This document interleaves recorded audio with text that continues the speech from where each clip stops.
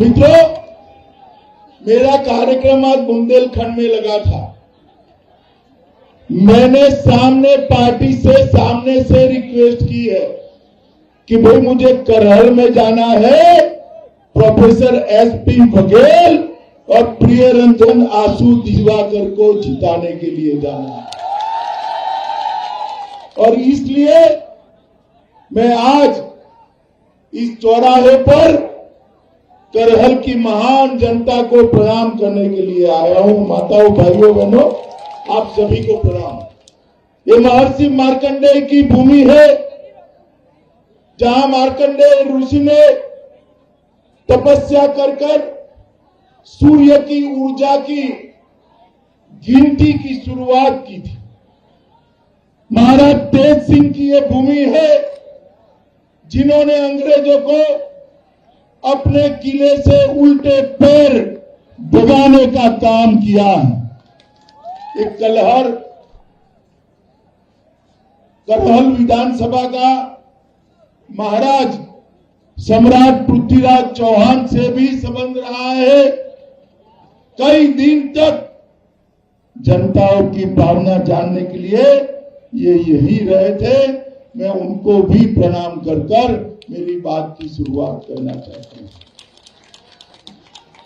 भाइयों बहनों, मैं कुछ बात बाद में करता हूं। जो मोदी जी की सरकार ने, योगी जी की सरकार ने जो काम किए उसकी बाद में बात करता हूं।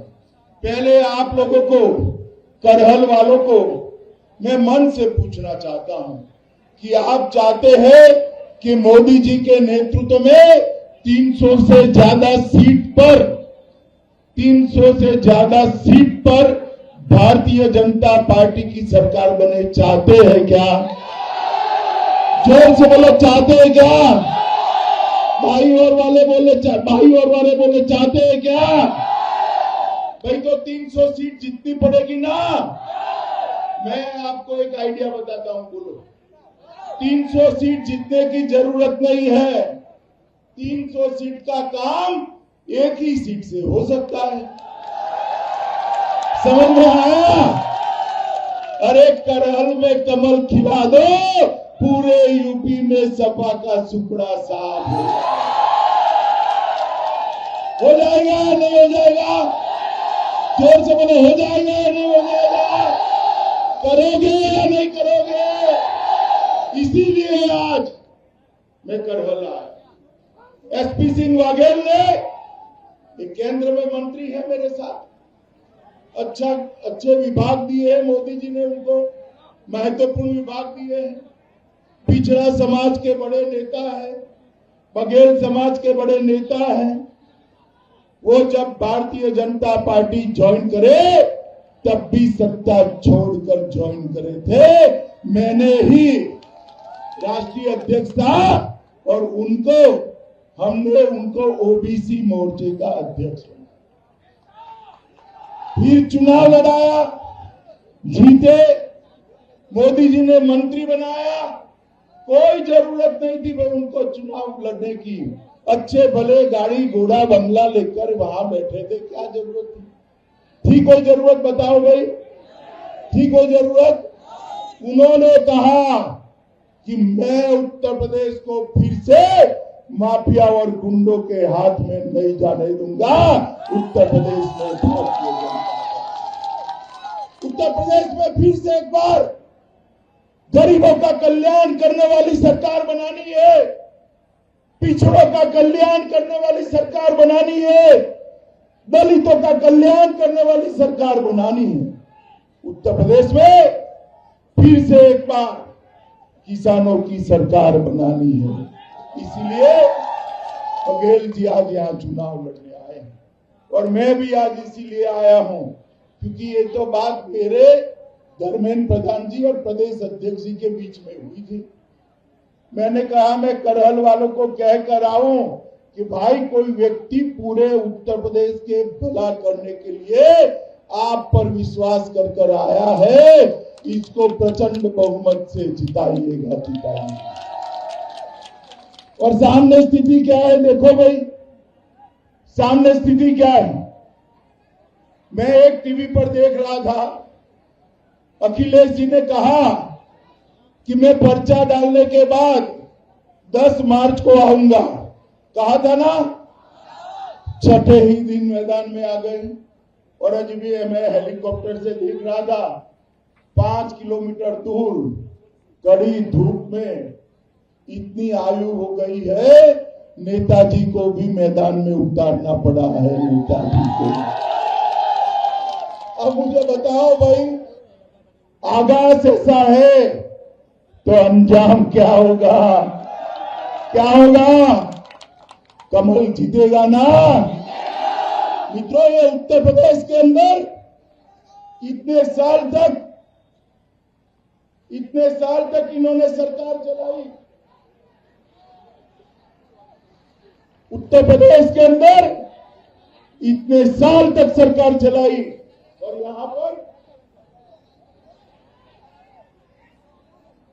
यहां पर गरीबों का कोई काम नहीं किया। माताओं, भाइयों, बहनों, मोदी जी ने 2014 में कहा था कि मेरी सरकार, भाजपा सरकार, गरीब, कमजोर, पिछड़े और दलितों की सरकार। 7 साल तक मुझे बताइए, गरीब की झोपड़ी में गैस का सिलेंडर आया था क्या? जोर से बोले, आया था? भारतीय जनता पार्टी नरेंद्र मोदी सरकार ने उत्तर प्रदेश में 1,76,00,000 घरों में गैस का सिलेंडर भेजने का काम किया। मित्रों, 1,82,00,000 घरों में योगी आदित्यनाथ जी ने बिजली भेजने का काम किया है। बिजली भेजने का काम आज उत्तर प्रदेश में एक भी घर ऐसा नहीं है जहां बिजली नहीं पहुंची। करहल वालों, मुझे बताओ, ये बिजली रानी आपके घरों में कभी 24 घंटा आती थी क्या? सपा बसपा के शासन में 24 घंटा आती थी क्या? जोर से बोलो, आती थी? अब 22 से 24 घंटा बिजली आती है ना? आती है ना? ये बदलाव भारतीय जनता पार्टी ने किया है। 2,82,00,000 घरों में आजादी के 70 साल के बाद शौचालय नहीं था। माताएं, बहनें शौच क्रिया के लिए शर्म महसूस करती थी। ये भारतीय जनता पार्टी की मोदी सरकार ने 2,82,00,000 घरों में शौचालय पहुंचाकर महिलाओं को सम्मान देने का काम ये भारतीय जनता पार्टी है। 82 लाख से ज्यादा घर बनाने का काम भारतीय जनता पार्टी की सरकार ने किया है। और उत्तर प्रदेश के 2,54,00,000 किसानों को हर माह 6,000 रुपया सीधा उनको बैंक अकाउंट में डालने का काम ये भारतीय जनता पार्टी की। चलो बताओगे कितने लोगों को टीका लग गया है? जरा हाथ ऊपर करो। सबको लग गया है ना टीका? पक्का? ये टीका जब आया, मोदी जी वैज्ञानिकों को शाबाशी दिए और अपील की हर लोगों को टीका लेना चाहिए, हर व्यक्ति ने टीका लेना चाहिए। अखिलेश बाबू ने स्टेटमेंट कर दिया, ये टीका मत लगाइए, ये तो मोदी का टीका। अरे खुद तो बोल गए, 10 दिन के बाद डरकर खुद टीका लगा दिया। मुझे बताओ करहल वालों, अगर उनकी मानकर आप टीका नहीं लगाते तो तीसरी लहर में सुरक्षित होते क्या? मोदी जी ने 130 करोड़ लोगों को मुफ्त में फ्री ऑफ कॉस्ट टीका लगाकर भारत के गरीबों को सुरक्षित करने का काम नरेंद्र मोदी जी माताओं, भाइयों, बहनों, मैं दिल्ली में कई लोगों को मिलता था कोरोना के वक्त। पूरी दुनिया में चर्चा कि कोरोना से तो कम लोग मर जाएंगे, मगर भूख से ज्यादा लोग मर। क्यों? क्योंकि लॉकडाउन लगा था, रेहड़ी पटरी बंद, ऑटो रिक्शा चलना बंद, दुकान बंद, कल कारखाने बंद, रोज कमाकर रोज खाने वाले क्या करें? बात तो सही थी। सबके मन में प्रश्न था। मोदी जी ने एक दिन सुबह वीडियो कॉन्फ्रेंस से कैबिनेट बुलाई और निर्णय किया 2 साल तक 80 करोड़ लोगों को प्रति माह, प्रति व्यक्ति 5 किलो अनाज, 5 किलो धान एक्स्ट्रा देकर उनके घर का चूल्हा हम चालू रखेंगे। और योगी जी ने 15 करोड़ लोगों के घर में मोदी जी जो अनाज भेजते थे उत्तर प्रदेश में, इसके साथ साथ तेल, दलहन और नमक भेजना भी चालू किया और गरीबों के घर का चूल्हा चालू किया। आज मुझे बताओ भाई, मोदी जी की सरकार आने से पहले किसी गरीब के घर में अगर बड़ी बीमारी आ गई, किसी का बूढ़ा बाप अगर बीमार पड़ गया, किसी गरीब मां का बेटा बीमार पड़ गया और बड़ा खर्चा आया, तो कभी कर पाते थे क्या? बोले 5 ही दिन में बूढ़ा बाप कहता था, बेटा मुझे घर पर ले चलो, मैं तो मरूंगा बीमारी से, मेरे पीछे तेरा पूरा परिवार कर्ज के बोझ तले दबकर मर जाए। माताओं, भाइयों, बहनों, ये मोदी जी जो है ना, चाय बेचने वाले का बेटा है, चाय बेचने वाले का बेटा है। गरीब के घर में जन्मा, गरीब के दर्द को जानता है। वो प्रधानमंत्री आयुष्मान भारत योजना लेकर आए और देश के 80 करोड़ गरीबों को उनके परिवार में 5 लाख तक का स्वास्थ्य का पूरा खर्चा आज मोदी सरकार, ये भारतीय जनता पार्टी ही कर सकती। ये सपा अपने आप को गरीबों की पार्टी कहती है, मगर सपा का जो एसपी है ना, इसका 2 ही अर्थ है। एक एस का अर्थ है संपत्ति इकट्ठा करो और दूसरे एस का अर्थ है परिवारवाद चलाओ। मित्रों, सपा में जब सरकार थी तब एक ही परिवार से, अखिलेश जी के परिवार से 45 लोग अलग अलग पद पर थे। कितने लोग थे भाई? तो जाति की भी बात करते हैं ना, वो गलत है। जाति का भी नहीं सोचते, तो परिवार का ही सोचते हैं। अपने ही चट्टो बट्टों का भला करते हैं, ना जाति का करते हैं, ना समाज का करते हैं, ना किसी और पिछड़ों का करते हैं। मोदी जी ने सबका साथ, सबका विकास का नारा देकर सभी का भला करने का यत्न किया। माताओं, भाइयों, बहनों, मुझे एक बात बताओ, जब से आपने यहां पर कमल फूल की सरकार बनाई है, कोई बाहुबली आपको परेशान कर सकता है क्या? जोर से बोलो, कर सकता है क्या?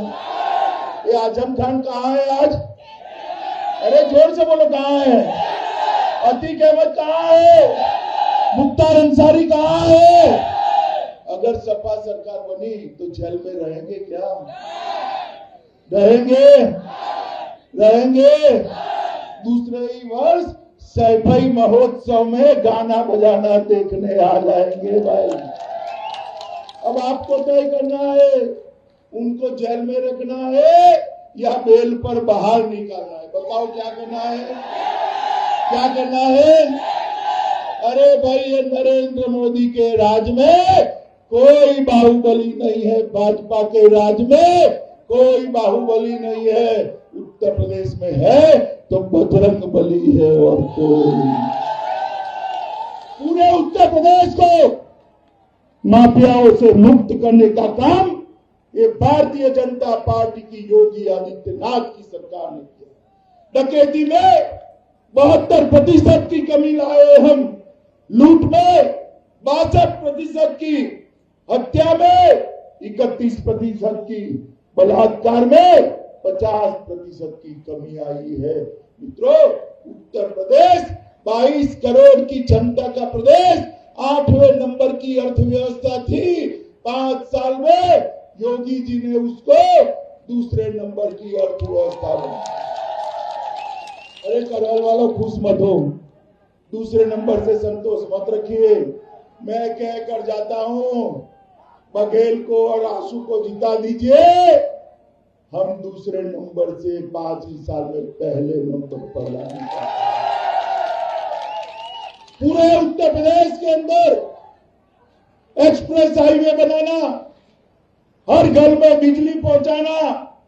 मेरे से भी बूढ़ी, मेरा जन्म 64 में हुआ, 62 में शुरू हुई 3 सिंचाई योजना पूरी नहीं हुई थी, मोदी जी ने 5 साल में पूरी कर दी और 17 सिंचाई योजनाओं को पूरा किया।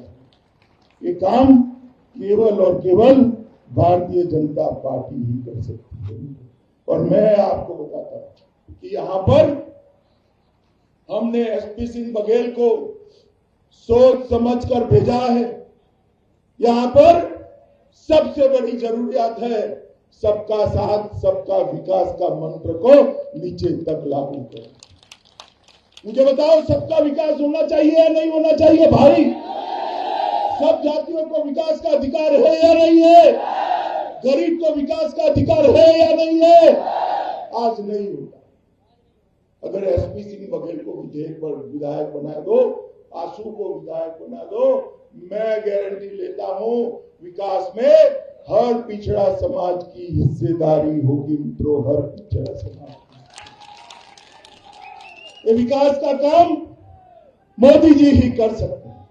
माताओं, भाइयों, बहनों, आप मुझे बताओ, ये कश्मीर जो है हमारा, भारत का अभिन्न अंग है या नहीं है? जोर से बोलो, है या नहीं है?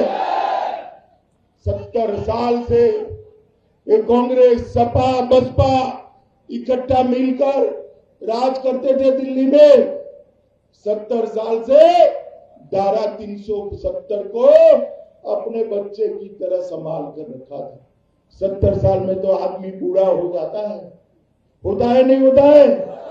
मगर उनका मोह नहीं छूटता था, क्योंकि उनकी वोट बैंक वहां थी, वोट बैंक। मगर हम वोट बैंक से नहीं डरते, हम तो भारत मां के लिए काम करने वाले लोग हैं भाई लोग। मोदी जी दूसरी बार प्रधानमंत्री बने।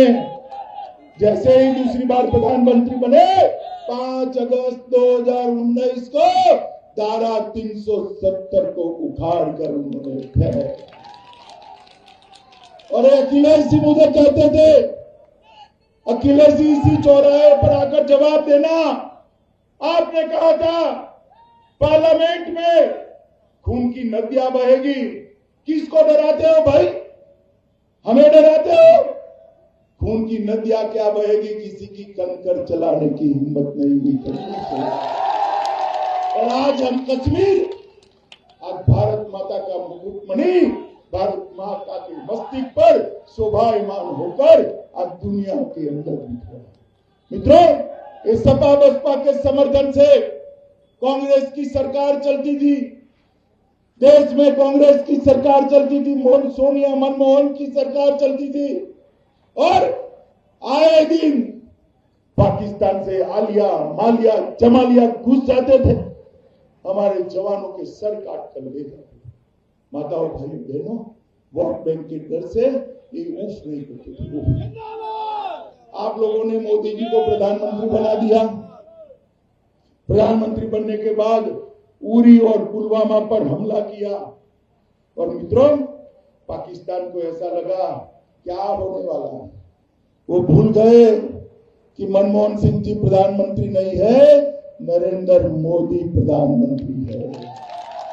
ये सपा बसपा कांग्रेस की सरकार नहीं है, भारतीय जनता पार्टी की सरकार है। 10 ही दिन में सर्जिकल स्ट्राइक और एयर स्ट्राइक कर कर पाकिस्तान के घर में घुसकर आतंकवादियों का सफाया करने का काम नरेंद्र मोदी। मुझे बताओ, ये सपा बसपा बसपा सपा, ये बुआ भतीजा उत्तर प्रदेश और देश को सुरक्षित रख सकते हैं क्या? जोर से बोलो भाई, इसी और भी बोलो, रख सकते हैं क्या? देश को सुरक्षित केवल और केवल नरेंद्र मोदी जी के नेतृत्व में भारतीय जनता पार्टी ही रख सकती है। तो ज्यादा बात तो नहीं है। किसनी के प्रिय रंजन आंसू आ गया हो, सबको प्रणाम करो। प्रिय रंजन आंसू आए हैं, प्रचंड बहुमत से आंसू को जिताना है और इसको जरूर जिताना है। जिताओगे ना? 300 सीटों का काम अपने आप को हल कर देगा, करोगे ना? कमल के निशान पर बटन दबाओगे, लोगों को प्रचंड बहुमत से जिताओगे, योगी जी को मुख्यमंत्री बनाओगे, मोदी जी के हाथ मजबूत करोगे, तो मेरे साथ दोनों हाथ उठाकर बोलो, भारत माता की, भारत माता की।